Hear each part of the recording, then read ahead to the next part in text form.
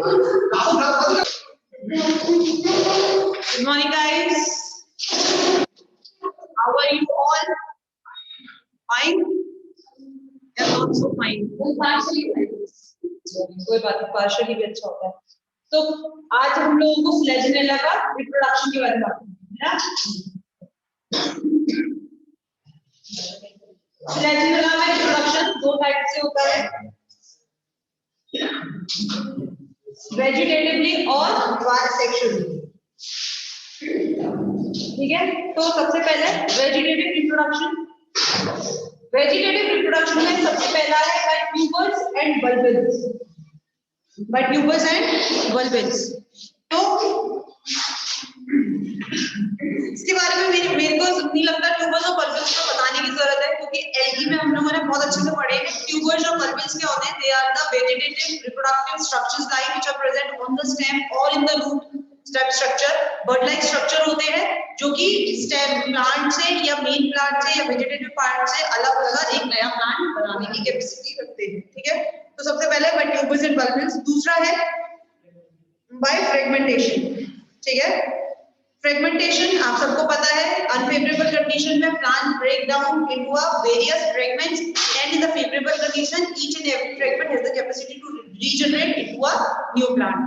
ठीक है, तीसरा बाय रेस्टिंग बर्ड्स। इसमें कैरेक्टरिस्टिक एग्जांपल दिया है, हमें जरूरी नहीं हम एग्जांपल देके इसमें बात करें।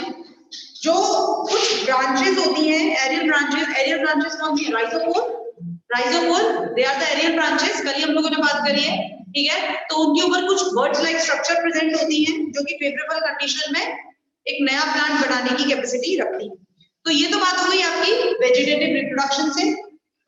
अब रिप्रोडक्शन बाय स्पोर्स। स्पोर्स के थ्रू कैसे होते हैं?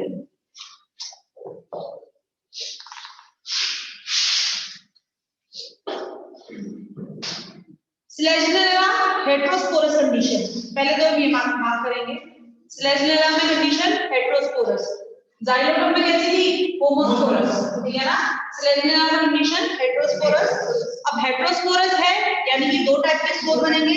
दो टाइप के स्पोरेंजिया, एक है मेगास्पोरेंजिया और एक है माइक्रोस्पोरेंजिया।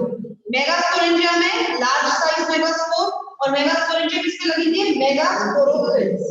ठीक है, और माइक्रोस्पोरेंजिया स्मॉल साइज स्पोर्स, इसीलिए इनको बोलते हैं माइक्रोस्पोर। और ये किसमें लगेंगे? माइक्रोस्पोरोफिल। क्लियर? नेक्स्ट उसके बाद है स्ट्रोबिलस। स्ट्रोबिलस क्या होता है? देखिएगा, स्ट्रोबिलस क्या है बच्चों?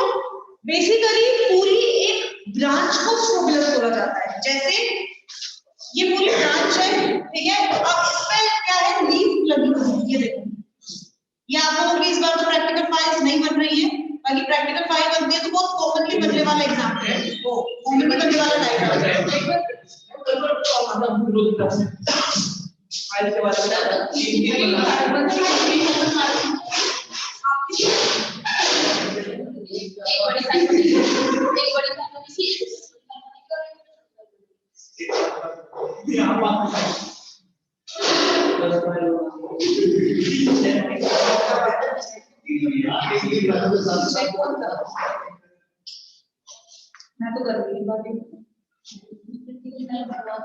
हूँ। स्ट्रोबिलस क्या होता है?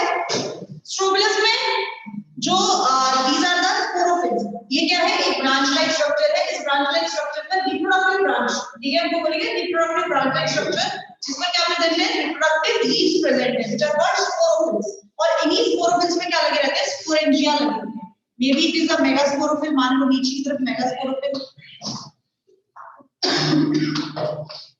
मेगास्पोरेंजिया, ठीक है, ऊपर की तरफ माइक्रोस्पोरोफिल और ऊपर इसमें माइक्रोस्पोरेंजिया।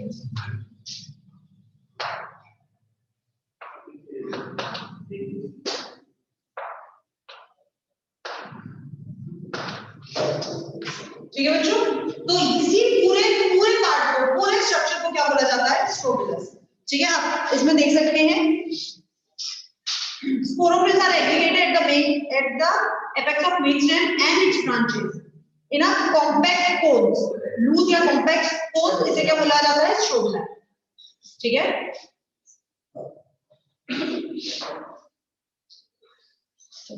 स्ट्रोबिलस दो टाइप के हो सकते हैं। Strobilus is of two types, पहला होमोस्पोरस स्ट्रोबिलस, दूसरा हेटेरोस्पोरस स्ट्रोबिलस। नाम से समझ में आ रहा है होमोस्पोरस, ये जो मैंने आपका बनाया हुआ है सामने, it is a homosporous strobilus. Homosporous strobilus मतलब जिसमें मेगास्पोरेंजिया और माइक्रोस्पोरेंजिया दोनों प्रेजेंट है। ठीक है, सॉरी अलग सेपरेट। होमोस्पोरस एक ही टाइप की स्पोरेंजिया, ये जो है इट इज अ हेटेरोस्पोरस। ठीक है, होमोस्पोरस क्या होता है?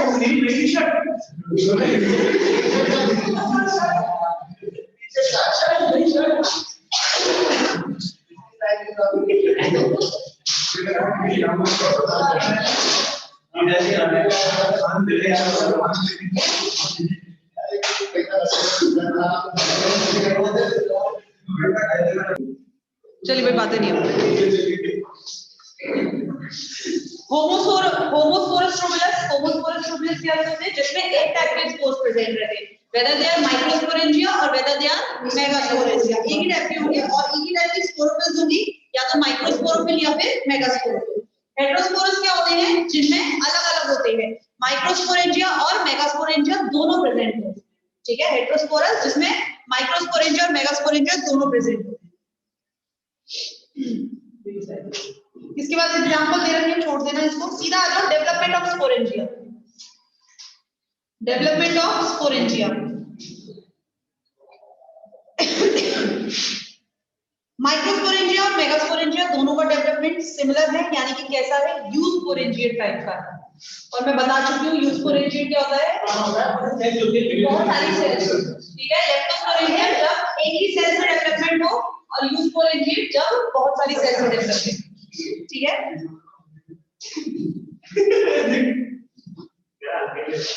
ये मतलब बेस ये कर रहा है, मैं ये बता लूं ना, नहीं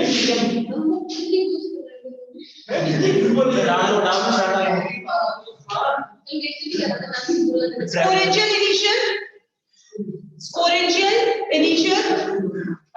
सेम वही डेवलपमेंट है। स्पोरेंजियल इनिशियल पेरिक्लाइनली डिवाइड करता है, सही वही चल रहा है बच्चों अभी तक।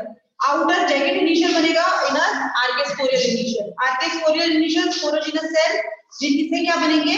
स्पोर्स बनेंगे। आप पीछे आ जाइए सीधे, जो आपको चार्ट दे रखा है पीछे। स्पोरेंजियल इनिशियल, इसके नीचे जो एरो लग रहा है इसका पीडी लिख दो, पेरिक्लाइनल डिवीजन। पेरिक्लाइनल डिवीजन से outer jacket initial, inner archesporial initial. Jacket initial two layer sporangial jacket, archesporial initial से बनेंगे स्पोरोजिनस सेल। स्पोरोजिनस सेल से आउटर टैपेटम और इनर स्पोर मदर सेल, और स्पोर मदर सेल से spore. अब ये spore कैसे भी हो सकते हैं, माइक्रो या मैक्रो, यानी कि कहने का मतलब वही डेवलपमेंट है, दोनों का भी तो क्या है? सिमिलर डेवलपमेंट है। इसमें जो सेल्स है नियर वाली, उसके थ्रू टैपेटम बन रहा है। उसमें आपने देखा होगा जब हमने जाइलोट पढ़ा था, जब उसमें प्लाज्मोडियम मास बन रहा था, which is also a nutritive type. ठीक है, यहाँ पर वो क्या हो गया है? और ज्यादा एक्सपांड हो गया। हमने कहा है कि तो उसने क्या बना लिया? लेयर बना लिया। It is also nutritive type, दोनों में कोई डिफरेंस नहीं है, नेम एडवांस होते जा रहे हैं बस। दैट वाज अ प्लाज्मोडियल मास, यहाँ पर कोई लेयर में आ गया है। अगर आप लोगों ने 12th में थोड़ा बहुत एंजियोस्पर्म का पार्ट पढ़ा होगा, तो एंजियोस्पर्म का जो थोड़ा बहुत पार्ट हम पढ़ते हैं, वहां पर भी क्या होता है? टैपेटम होती है, एंथर में टैपेटम होती है। टैपेटम के अंदर वहां पर पोलन ग्रेन्स होते हैं, और उस टैपेटम से भी क्या रिलीज होता है? प्लाज्मोडियम बॉडीज रिलीज होती है। If you guys remember that, जो न्यूट्रिशन होता है it released in the form of the small body like structure which is called Plasmodium bodies. कोई बात नहीं, थर्ड ईयर में आएगा आपका, नहीं तो। और अगर 12th का कुछ याद हो, 12th की बुक पढ़ी हो तो घर जाके देखना। That nutrition is released in the form of the small droplet like structure which is called Plasmodium bodies बोला जाता है। ठीक है, तो वही ऐसा घूम फिर के वही है। नीचे In megasporangium, one megaspore mother cell remain functional, other disintegrates. Very important line. It is very similar to the angiosperm, हम इसे कह सकते हैं. एंजियोस्पर्म में ये यही होता है. इफ यू गाइस रिमेंबर, 4 होते हैं जिसमें से जो चैलेंजर एंड की जो मेगास्पोर होता है वो फंक्शनल रहता है, और आपका नीचे का जो क्या बोलते हैं माइक्रोपाइलर एंड का जो मेगास्पोर होते हैं, बाकी के 3 वो डिसइंटीग्रेट हो जाते हैं. मुझे तो मोटे सेंसर करके चाहिए तो वो एक एक्शन रखी तो मोटी सिग्नल बिट्स बीच में धीरे-धीरे बोलेगा यार, वो अलग है. वो डेवलपमेंट में पहुंच गए. डेवलपमेंट से पहले जब मेगास्पोर बनते हैं, डेवलपमेंट से पहले जब मेगास्पोर बनते हैं तो 4 मेगास्पोर बनते हैं, जिसमें से ये 3 डिसइंटीग्रेट हो जाते हैं. ये एक है जो डिवाइड करके फिर वो 8 सेल स्ट्रक्चर बनाता है.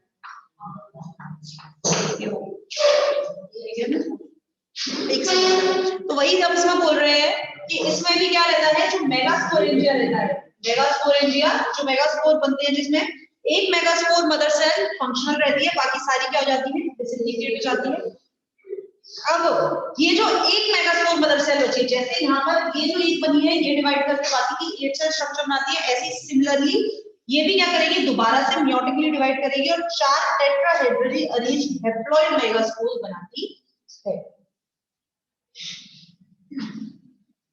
ठीक है, देखो जैसे इसमें एक बची थी, ऐसे इसमें एक बची थी. ये म्योटिकली डिवाइड करेगी तो 4 टेट्राहेड्रल, और टेट्राहेड्रल कैसी स्ट्रक्चर होती है,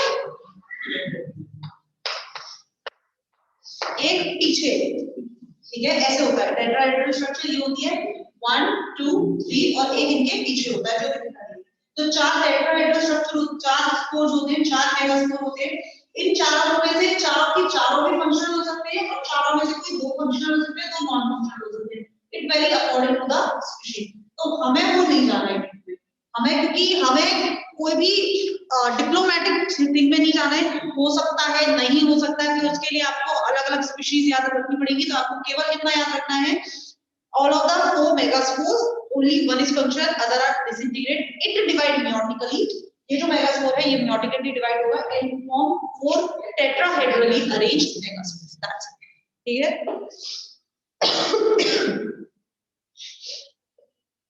स्ट्रक्चर मैच्योर स्पोरेंजियम का. Mature sporangia are stalked structure. Stalked है, ये स्टॉक प्रेजेंट है इसमें with a 2 layered sporangial jacket. Outer जो जैकेट है इसमें क्लोरोप्लास्ट है. वेरी इंपॉर्टेंट, मार्क करिए. इसके स्पोरेंजिया में क्लोरोप्लास्ट है. Outer spore jacket cell contain chloroplast. The microsporangia are elongated yellow, red and orange color. Megasporangia is larger and bigger. तो हम इसको क्या लिख सकते हैं, हम लिख सकते हैं the microsporangia is smaller and colorful in nature while megasporangia are larger and paler. paler का मतलब भद्रंगा सा, ठीक है ना. तो megasporangia are larger and paler. The mature sporangia dehiscence along the line of dehiscence presented with distal end and oriented. ये नहीं लिखना है. नीचे डिफरेंशिएशन दे रखा है माइक्रोस्पोर और मेगास्पोर का. सिर्फ पढ़ना है ताकि हम माइक्रोस्पोर और मेगास्पोर में खुद डिफरेंशिएट कर सकें. लिखने को नहीं आएगा. Microspore they are small spherical structure, जबकि megaspore they are larger than microspore. Microspore they are red, yellow और brown in color, जबकि megaspore white, orange और yellow, यानी कि कुल मिला के वही paler in color, paler होते हैं. ठीक है. Microspore the spore has a single nucleus and granular cytoplasm, same with the megaspore. केवल हम इसमें इतना बढ़ा सकते हैं कि microspore has a less cytoplasm whereas megaspore is the more cytoplasm because they are large in structure and they have more cytoplasm. और ये केवल इन्हीं में नहीं है, ये कंटिन्यूअसली यहाँ से चला आ रहा है कि अगर हम ह्यूमन बींग्स में भी बात करें तो आप जानते हैं sperm doesn't have the cytoplasm, they only contain the nucleus whereas the egg contains the large of the cytoplasm. आप सबने ये तो पढ़ा ही है, ठीक है ना. माइक्रोस्पोर में भी fourth point, microspore is surrounded by outer thick ornamented exine and inner intine, ठीक है, जबकि megaspore outer exine inner intine. किसी किसी में ये 3 लेयर्स होती हैं, जैसे कि एक्सोस्पोर, मेसोस्पोर, इनर एंडोस्पोर, नहीं जाना है हमें उतना, ठीक है। माइक्रोस्पोर जर्मिनेशन के बाद मेल गैमेटोफाइट बनाएंगे, मेगास्पोर जर्मिनेशन के बाद फीमेल गैमेटोफाइट। इसके बाद जर्मिनेशन है, माइक्रोस्पोर और गैमेटोफाइट का डेवलपमेंट है।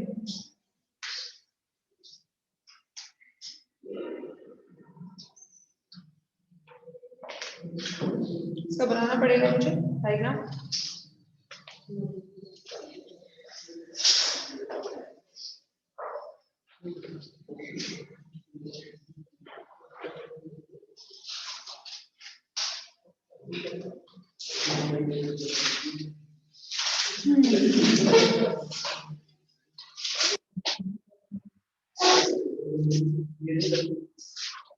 चलिए डायग्राम फिर इसका वो बना लेते हैं।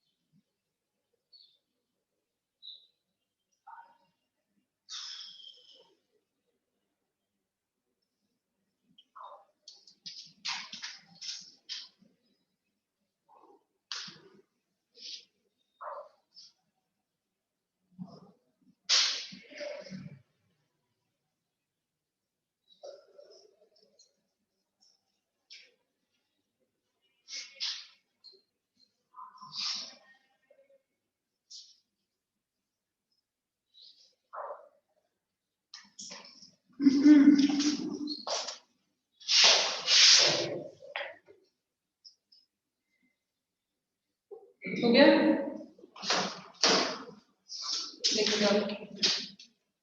देखो जरा, दिस इज द माइक्रोस्पोर, ठीक है। माइक्रोस्पोर में एसिमेट्रिक डिवीजन होता है। एसिमेट्रिक डिवीजन होने की वजह से दो सेल्स बनती हैं, which is the entheridial, initial और prothelial, and we can't say that microspore, we say that entheridial, initial। अभी हमें माइक्रोस्पोर इसके बनाने हैं, एंथ्रोजोइड्स हमें बनाने हैं। आप माइक्रोस्पोर कह लीजिए या फिर इसको आप एंथ्रीडियल इनिशियल कह लीजिए कि शुरुआत है अभी यहाँ से। एसिमेट्रिक डिवीजन दो होते हैं, एक बनता है प्रोथैलियल इनिशियल, एक बनता है एंथ्रीडियल इनिशियल।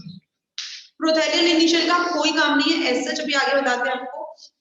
जितना भी अब सारा काम है वो कौन करेगा? Antheridial initial. इस एंथ्रीडियल इनिशियल में डिवीजन होता है, पहला डिवीजन जो होगा वो प्रोथैलियल इनिशियल के 90 डिग्री पर होता है, at the 90 degree of prothallial initial. आप देखिए कि प्रोथैलियल इनिशियल और इसके 90 डिग्री पर, ठीक है, जिसकी वजह से एंथ्रीडियल इनिशियल दो सेल में डिवाइड हो जाती है। Each and every cell of the antheridial initial, यानी कि दोनों सेल दोबारा वर्टिकली डिवाइड होती है। तो टोटल एंथ्रीडियल इनिशियल कितनी बन गई? 4।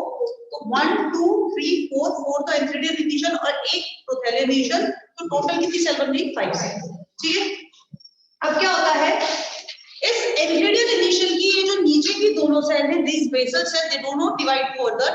केवल ऊपर की ये जो दोनों सेल हैं ये आगे डिवाइड करती हैं, और आगे डिवाइड करके क्या बनाती है? 10 सेल्स बनाती है, ठीक है। तो 10 सेल्स इनसे बन जाएंगी, और ये कितनी है? 3। तो टोटल कितनी? 13 सेल। अब क्या होता है बच्चों, मैं आपको यहाँ बताऊं, ये जो हमने 13 सेल का जो यहाँ पर पढ़ा है हमने, ये स्टेटमेंट 13 सेल का क्यों है? क्योंकि इसी 13 सेल में इसका शेड हो जाता है, यानी कि ये जब गिरता है, ये जब निकलता है, जो इसका है माइक्रोस्पोरेंजिया, माइक्रोस्पोरेंजिया में बन रहे हैं ये। तो माइक्रोस्पोरेंजिया से जब ये निकलेगा और जब ये अपना गेमेटोफाइट बनाना शुरू करेगा, तब ये कौन सी स्टेज में होता है? ये 13 सेल स्टेज में होता है, यानी कि during the 13 cell stage it get shed off from the microsporangia.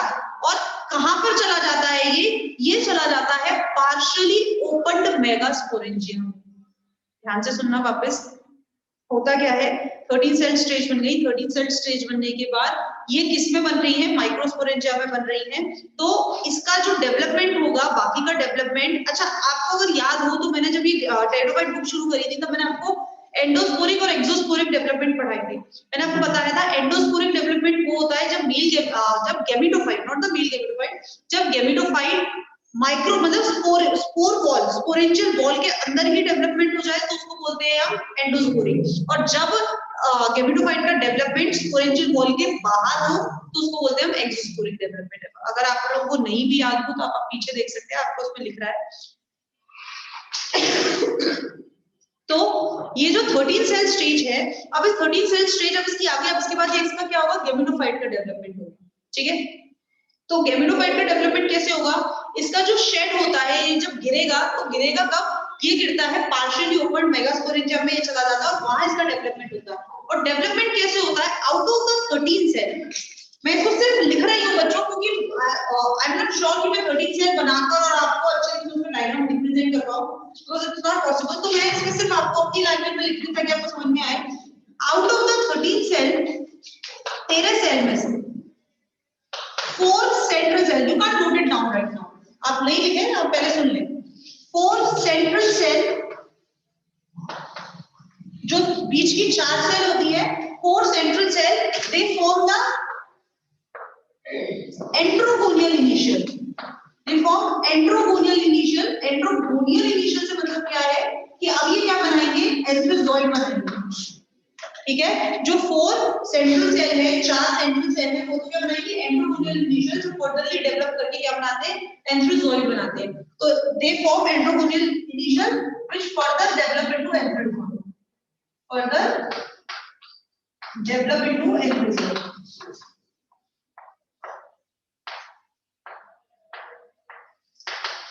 Clear? ठीक है, तो ये होता है। तो 4 सेंट्रल सेल है, इन्होंने क्या बनाया? एंट्रोगोनियल इनिशियल, जो कि एंथ्रोजॉइड बनाता है। जबकि अब 4 में से 13 में से 4 की कितनी बची है? 8 सेल, 9 सेल, ठीक है। तो 4 सेल बनानी, बाकी की जो 9 सेल है, 9 सेल का बनाती है जैकेट। क्या बनाती है ये? Jacket initial.